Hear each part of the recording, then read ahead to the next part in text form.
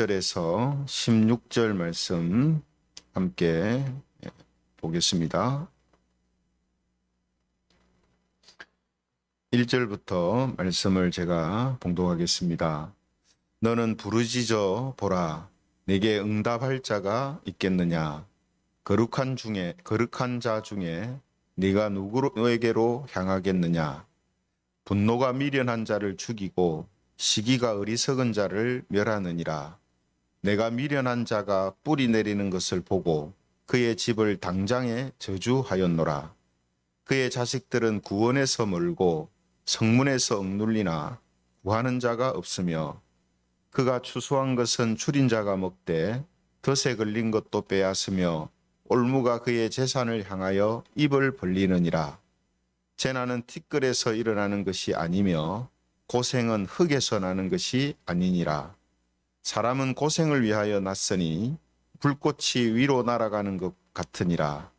나라면 하나님을 찾겠고 내 일을 하나님께 의탁하리라. 하나님은 헤아릴 수 없이 큰 일을 행하시며 기이한 일을 셀 수 없이 행하시나니 비를 땅에 내리시고 물을 밭에 보내시며 낮은 자를 높이 드시고 애곡하는 자를 일으키사 구원에 이르게 하시느니라. 하나님은 교활한 자의 계교를 꺾으사 그들의 손이 성공하지 못하게 하시며 지혜로운 자가 자기의 계략에 빠지게 하시며 강교한 자의 계략을 무너뜨리심으로 그들은 낮에도 어두움을 만나고 대낮에도 더듬기를 밤과 같이 하느니라.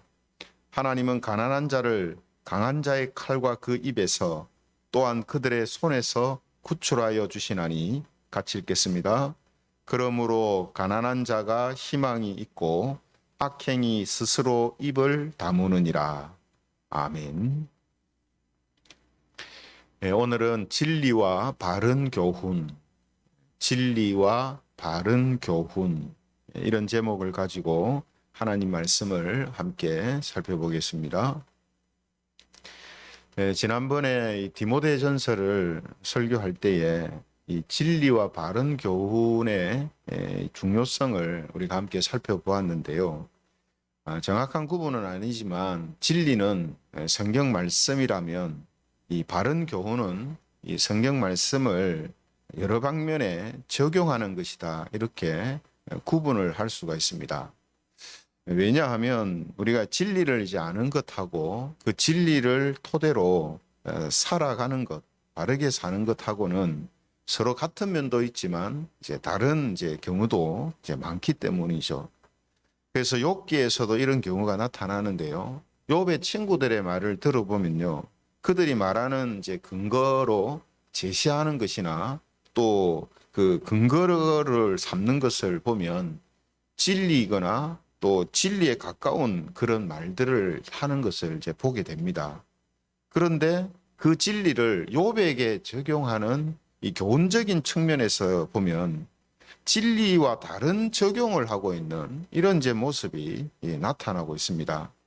그래서 오늘 이제 본문도 이제 보면요, 욥의 친구인 엘리바스의 말이 이어지고 있는데, 이 엘리바스는 욥이 하나님 보실 때에 죄악을 행했기 때문에 고난과 고통을 당한다라는 이 주장을 계속하고 있습니다.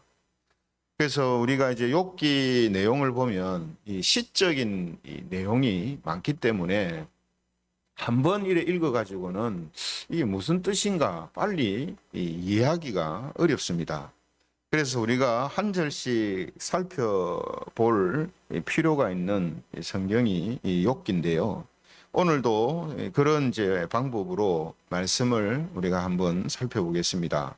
1절에 이제 보면요, 이렇게 엘리바스가 이야기를 하고 있습니다. 너는 부르짖어 보라. 네게 응답할 자가 있겠느냐? 거룩한 자 중에 네가 누구에게로 향하겠느냐? 이렇게 말하고 있습니다. 그래서 여러분, 이 말은요, 하나님께 부르짖어도 응답하시지 않는다라는 뜻입니다. 왜냐하면 욥이 죄를 짓고 벌을 받는 것이기 때문에 이 욥이 이 자초한 일이기 때문에 하나님께 부르짖어도 하나님이 응답하시지 않는다, 이렇게 이제 설명을 하는 거죠. 그래서 2절에 이제 보면요. 이어서 엘리바스는 여러 이제 예를 들어서 설명을 하는데 거기 보면 이제 미련한 자, 어리석은 자, 뭐 이런 이제 표현을 쓰거든요. 그죠? 그래서 2절에 보면은 분노가 미련한 자를 죽이고 시기가 어리석은 자를 멸하느니라 이렇게 돼 있잖아요. 이 누구를 보고 지금 하는 이야기겠습니까? 욥을 보고 하는 이야기거든요. 그죠? 그래서 왜 욥이 하나님께 부르짖어도 하나님이 응답하시지 않는다고 이야기하냐면 욥이 분노나 시기 같은 이런 제약을 행하는 미련하고 어리석은 그런 모습을 보였기 때문에, 즉 죄를 지었기 때문에 하나님께서 그 하나님께 부르짖어도 응답하시지 않는다 하는 거죠. 하나님은 그런 자들을 멸하시는 분이시기 때문에 욥이 아무리 하나님께 부르짖어도 뭐라고 부르짖겠습니까? 뭐 도와달라, 뭐 이렇게 해결해달라 이렇게 해도 응답하시지 않는다라고 이야기합니다. 그죠? 그러면서 3절에는 더 이제 마음 아픈 이야기를 하죠. 3절에 보면 뭐라고 합니까? 내가 미련한 자가 뿌리 내리는 것을 보고 그의 집을 당장에 저주하였노라 이렇게 되어 있습니다. 그러니까 욥을 빗대어서 지금 하는 말이죠. 욥이 이렇게 죄악을 행하는 미련한 자인데 그가 뿌리를 내리는 것을 봤다 했거든요. 이 말은 무슨 말이냐면 잠시 잠깐 성공하고 번성하는 이런 모습을 보았는데 그가 미련한 자이기 때문에 저주를 받게 됐다라고 지금 이런 의미로 말하고 있는 겁니다. 그러니까 지금 한번 욥의 입장에서 한번 생각해 보십시오. 지금 욥은 지금 엘리바스가 말하는 그 이유 때문에 자기가 그런 고난과 고통을 당하는 게 아니거든요. 그러니까 욥이 자신도 잘 알고 있단 말이에요. 그죠? 뭔가 원인을 알 수 없는, 자기가 뭔가 잘못해서 일어난 일이 아니다라는 이런 생각을 욥이 강하게 갖고 있단 말이죠. 사실 또 그렇잖아요. 그죠? 사실은. 그런데 욥의 친구인 엘리바스는 뭐라고 합니까? 욥이 네가 죄를 지었기 때문에 그 죄 대가로 지금 이런 재앙을 당하는 거다라고 말하고 있는 거죠. 그죠? 그리고 그 욥이 당한 재앙, 욥이 당한 저주의 그 내용이 뭐냐 하면 이제 4절, 5절을 통해서 설명을 합니다. 4절에는 뭐라고 합니까? 그의 자식들은 구원에서 멀고 성문에서 억눌리나 구하는 자가 없으며 이렇게 되어 있습니다. 그러니까 자손들이 구원받지 못하거나 죽거나 또 괴로움을 당하는 그런 상황에 있지만 아무도 구해주지가 않는다는 거죠. 또 5절에서는 뭐라고 합니까? 그가 추수한 것은 줄인 자가 먹되 덫에 걸린 것도 빼앗으며 올무가 그의 재산을 향하여 입을 벌린다. 그러니까 욥이 가지고 있는 모든 소유와 재산을 다 빼앗긴다라고 지금 이야기를 하고 있는 거거든요. 그죠? 그러니까 지금 다 뭡니까? 욥이 당한 이 일을 이렇게 지금 둘러서 지금 이야기를 하고 있는 거거든요. 그렇죠? 그래서 이어서 5절에 이렇게 이야기합니다. 재난은 티끌에서 일어나는 것이 아니며 고생은 흙에서 나는 것이 아니니라. 너무 당연한 말이잖아요. 그게 무슨 의미로 하겠습니까? 재난이나 고생은 분명히 원인이 있다는 거예요. 그게 뭐 공중에 날아다니는 티끌에서 일어나는 것도 아니고 흙에서 고생이 나오는 것도 아니라는 거예요. 어디서 나온다는 뜻입니까? 욥, 네가 뭔가 분명히 잘못했기 때문에 이런 일을 당하는 거라. 이렇게 지금 이야기를 하고 있는 겁니다. 그래서 지난번에 우리가 살펴본 것처럼 욥에게 생긴 이 재난과 고생은 욥의 죄악으로 인하여서 생기는 인간보다 지금 이렇게 이야기를 하는 거거든요. 그렇죠? 그러니까 지금 처음부터 끝까지 이 기절을 계속 유지하고 있거든요. 그죠? 그러면서 자신을 예로 들어서 8절부터 이렇게 이야기를 합니다. 8절에 보면 나라면 하나님을 찾겠고 내 일을 하나님께 의탁하리라 이렇게 이야기합니다. 그러니까 엘리바스가 봤을 때 욥은 지금 자기가 지은 죄로 인하여서 저런 재앙을 당하고 고통을 당하고 있기 때문에 그 재앙과 고통에서 벗어나게 해달라는 그런 기도를 해봐야 지금 안 된다는 거예요. 하나님이 안 들어주신다는 거예요. 그렇기 때문에 뭐를 해야 되냐면 회개해야 된다. 자기가 볼 때 욥은 지금 회개를 안 한다는 거예요. 자기 잘못을 인정하고 회개하고 이걸 먼저 해야 되는데 욥은 지금 전혀 그렇게 하지 않고 있다는 거예요. 그래서 자기라면 하나님을 찾겠고 하나님께 의탁하리라. 즉 회개하고 하나님께 용서를 빌 것인데 욥 니는 왜 그렇게 안 하느냐? 이렇게 지금 이야기하는 거죠. 그러면서 자기가 알고 있는 하나님에 대해서 두 가지 측면으로 설명을 합니다. 첫 번째 측면이 뭐냐면 9절에서 11절에 말하는 내용인데요.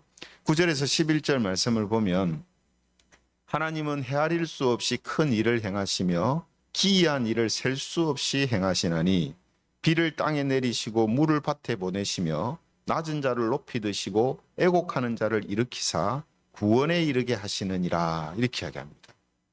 그러니까 엘리바스가 하나님에 대해 설명하는 첫 번째 모습이 뭐냐면 하나님께서는 낮은 자와 애곡하는 자를 구원하시는 분이시다라는 거예요.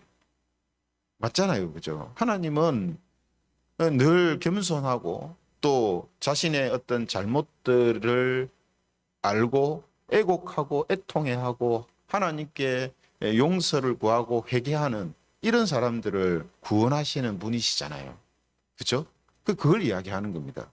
그리고 하나님에 대해 설명하는 두 번째 측면이 뭐냐면 12절부터 이제 14절인데요.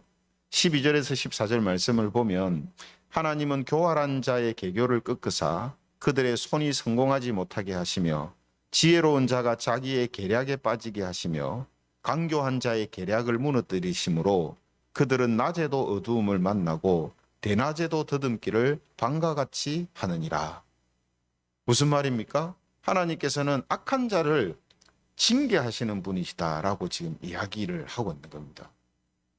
그러니까 지금 이 엘리바스가 하는 이 하나님에 대해 설명하는 두 가지 측면도 사실은 다 맞는 말이거든요. 맞잖아요. 그죠? 그래서 이제 결론적으로 16절에 이렇게 이야기합니다. 16절에 보면 그러므로 가난한 자가 희망이 있고 악을 행하는 자들은 스스로 입을 다물게 된다. 그러니까 너는 지금 자기의 잘못을 깨닫고 하나님한테 애통해하고 애곡하고 회개하고 용서를 빌라는 거예요. 그러면 하나님께서 욥을 지금 구원해 주실 것이다 라고 지금 이야기를 하고 있는 것입니다. 그래서 여러분 지금 엘리바스가 설명하고 있는 내용을 보면 이게 잘못된 게 아니거든요. 그죠? 틀린 게 아니잖아요. 틀린 게. 맞는 말입니다. 맞는 말인데 하나님의 속성에는 분명히 이 인과응보의 속성이 있습니다. 속성이 있잖아요. 또 권선징악, 선을 권장하고 악을 징계하는 이런 권선징악의 속성도 하나님은 갖고 계세요. 그런데 문제는 뭡니까? 하나님은 그런 속성을 갖고 있지만 세상을 다스리고 구속의 역사를 이끌어 가실 때는 그 속성이 모든 사람에게 보편적으로 어느 시대나 똑같이 행하시는 게 아니라는 말이에요. 그죠? 그래서 성경 말씀처럼 경건하게 살고자 하는 자는 핍박을 받는다라고 말씀하시잖아요, 성경이. 경건하게 살려고 하는 자들이 잘 돼야죠. 인과응보의 원리가 이 땅에서 성도들한테 똑같이 적용된다면 거룩하게 살고자 하고 신실하게 살고자 하는 사람들은 다 잘 돼야 되죠. 그런데 경건하게 살고자 하는 자는 핍박을 당한다고 말씀하거든요. 이것부터가 뭡니까? 이게 일반적인 이 자연적인 그런 어떤 원리가 이 땅에서 이루어지지 않는다라는 것을 우리에게 보여주는 거거든요. 그리고 세상도 그렇지 않습니까? 세상도 보면은 악을 행하는 사람들은 어떤 사람은 그것이 들통나서 벌을 받는 사람도 있지만 대부분의 경우 그 악을 행하는 것이 다 덮여요. 맞잖아요. 또 성실하게 사는 사람들이 잘 돼야 되는데 인과응보의 법칙을 따르면은 성실하고 정직하고 열심히 사는데도 악하게 사는 사람보다 더 잘 살지 못하는 이런 사람들도 많거든요. 그러니까 지금 이런 부분들을 모든 사람들에게 적용한다라는 것은 이거는 문제가 있는 겁니다. 특히 오늘 욥처럼 엄청난 이 고난과 고통을 당하는 사람을 앞에 두고 네가 뭔가 잘못했기 때문에 그런 일을 당한다라고 그렇게 지금 말하는 것은 이건 위로가 아니죠. 그죠? 위로가 아니라 이것은 그 사람을 한 번 더 죽이는 겁니다. 욥이 겪는 친구들을 통해서 욥이 겪는 괴로움이 바로 그거거든요. 그렇죠? 그러므로 우리가 알게 되는 것은 뭐냐면 우리가 진리를 아는 것도 중요하지만 진리를 안 후에는 진리로 살고 그 진리를 토대로 바른 교훈으로 적용하는 것도 우리가 진리를 아는 것만큼 중요하다 하는 사실을 우리는 알게 됩니다. 그죠? 물론 이제 우리가 진리를 적용하여서 바른 교훈으로 살아가는 그것도 사실은 진리의 말씀인 성경에 그런 말씀들이 명확하게 기록되어 있는 것도 많아요.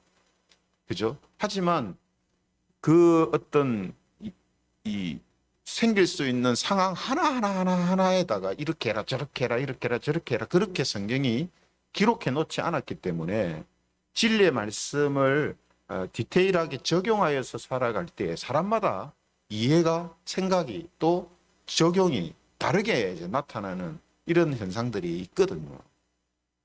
그렇기 때문에 우리는 더욱더 이 진리의 말씀 위에 굳게 서 있어야 하고 그 말씀을 우리가 잘 이해하고 있어야 할 필요성이 이제 있는 것이죠. 그래서 여러분 항상 그렇지 않습니까? 어떤 일이 생겼을 때 성경에 명시되어져 있지 않은 지엽적인 부분에 들어가면 다 성경을 이야기해요. 성경에 뭐 이렇고 무엇이 이렇고 하는데 그 적용하는 거는 이해하는 거는 서로 다르게 행동한단 말이에요. 그런 경우가 많잖아요. 그죠? 지금 우리가 코로나 사태를 당할 때도 코로나를 바라보는 시각도 그걸 대처하는 방법도 그죠? 이걸 보면은 달라요. 그럼 누가 옳으냐 누가 틀리느냐 이거를 그 상황 따라 다를 수 있기 때문에 그를 일률적으로 이야기할 수 있는 성격이 아니란 말이에요. 그죠? 그런데 이것이 마치 꼭 이렇게 해야만 다 맞는 것처럼 꼭 저렇게 해야만 다 맞는 것처럼 그렇게 생각을 하는 모습들이 있단 말이죠. 지금 딱 엘리바스가 그런 거예요. 엘리바스가 욥이 지금 이런 고난과 고통을 당했을 때에 그가 죄를 지어서 그런 일을 당할 수도 있고 또 그렇지 않을 수도 있거든요. 근데 그렇지 않을 수도 있다라는 생각은 안 합니다. 안 하고 그냥 무조건 하나님은 죄악을 행하는 자들을 징벌하시는 분이시기 때문에 분명히 욥도 지금 하나님께 뭔가 죄가 있기 때문에 벌을 받는 거다. 그렇게 그냥 뭐 한쪽으로만 생각을 하고 적용하고 있다는 말이거든요. 그래서 이런 부분들이 우리가 이런 현상들이 나타날 수가 있다는 겁니다. 그렇죠? 우리가 다 예수님을 믿는 자고 또 말씀의 중요성을 알고 말씀으로 살아야 한다라고 하고 말씀으로 살고 있지만 이렇게 다른 길로 나아가는 모습들이 나타날 수 있다는 겁니다. 이런 의미에서 갈라디아서 1장 6절에 보면은 이런 말씀이 있습니다. 갈라디아서 1장 6절에 보면요. 그리스도의 은혜로 너희를 부르신 이를 이같이 속히 떠나 다른 복음을 따르는 것을 내가 이상하게 여기노라. 곁길로 가는 사람이 있잖아요. 그죠? 예수님에 대해서 듣고 예수님을 믿는 신앙의 생활을 하고 있는데 다른 복음을 따르면서 신앙생활을 하는 이상한 사람들이 있다는 거예요. 또 히브리서 6장 4절에서 6절에 보면 이런 말씀도 있습니다. 히브리서 6장 4절에서 6절에 보면요. 한 번 빛을 받고 하늘의 은사를 맛보고 성령에 참여한 바가 되고 하나님의 선한 말씀과 내세의 능력을 맛보고도 타락한 자들은 이렇게 이야기합니다. 그러니까 여기에 열거하고 있는 거 한번 보세요. 은사도 체험하고요. 성령의 역사도 체험하고요. 또 하나님의 말씀과 내세의 능력도 맛을 본 사람이에요. 그때 어떻게 될 수 있답니까? 타락할 수가 있다는 거예요. 그죠?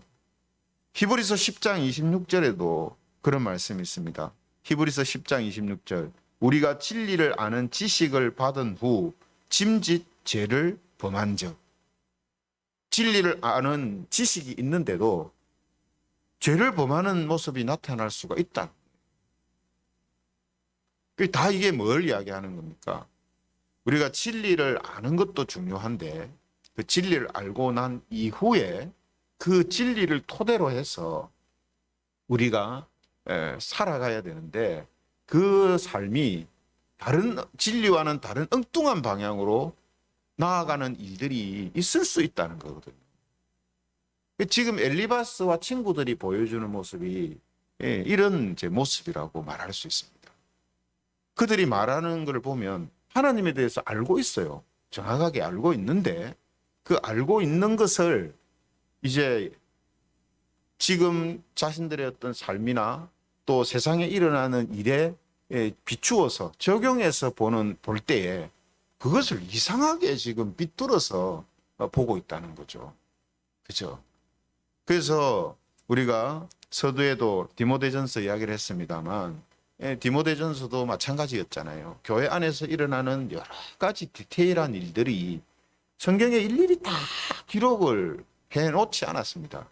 그렇기 때문에 진리를 토대로 해서 바른 교훈을 가지고 살아가는 이런 것이 중요하다 하는 사실을 디모데전서에서 계속 강조하고 있지 않습니까? 그죠? 그러므로 우리는 진리를 아는 것을 중요하게 생각하고 또 진리를 알기를 힘써야 하지만 동시에 우리가 알고 있는 진리를 토대로 바르게 적용하고 바른 교훈으로 사는 것도 우리가 중요하게 생각을 해야 됩니다. 그죠? 그래서 우리가 이제 신학도 보면요. 조직 신학이 있고 실천 신학이 있어요. 조직 신학. 조직 신학은 원론적인 것을 다루는 거라면 실천 신학은 실제 이제 교회나 성도들의 생활과 관련된 교회와 관련된 이런 일들을 실제적으로 일어나는 일들을 신학적으로 다루는 학문이 실천 신학이거든요.